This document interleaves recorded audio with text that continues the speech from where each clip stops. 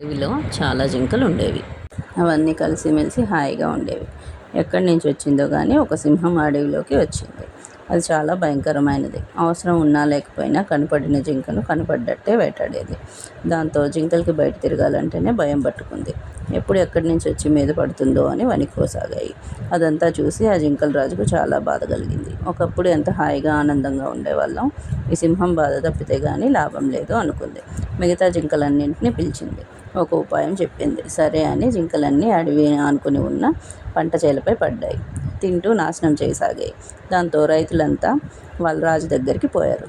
రాజా, అడవిలో జింకల బెడద ఎక్కువైంది. మా పొలాలన్నీ నాశనం అవుతున్నాయి. మీరే ఎలాగైనా కాపాడాలి అన్నారు. రాజు సైనికుల్ని తీసుకొని వేటకు బయలుదేరాడు. అప్పటికే జింకలన్నీ అడవి వదిలి పారిపోయాయి. రాజుకు ఒక జింక కూడా కనపడలేదు. అంతలో ఒక జింక రాజు ముందు చెంగున గంతులేసుకుంటూ పరిగెత్తింది. రాజు దాన్ని వెంటబడ్డాడు. అది కనపడినట్టే కనపడుతూ మాయమవుతూ సింహం ఉన్న గుహ దగ్గరకు వెళ్ళింది. రాజు కూడా సింహం గుహ వద్దకు వచ్చాడు. అంతలో జింక, సింహం రాజా, కాపాడండి కాపాడండి అంటూ గట్టిగా అరిచింది. సింహం ఏమైందబ్బా అని కోపంగా బయటకు వచ్చింది. అంతే, రాజు దాన్ని చూశాడు. వెంటనే బాణాలతో దాన్ని చంపేశాడు.